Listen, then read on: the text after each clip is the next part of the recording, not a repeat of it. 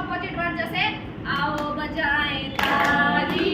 आओ बजाएं ताली, बच्चों बजाएं ताली, बच्चों बजाएं ताली,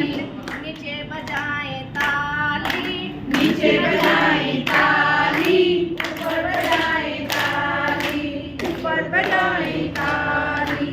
नीचे बजाएं ताली,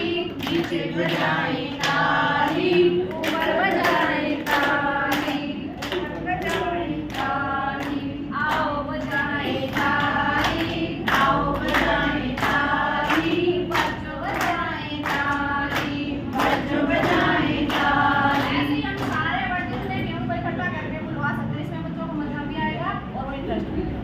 थोड़ा मैडम इसी एक्टिविटी को थोड़ा सा कंटिन्यू करेंगे आप।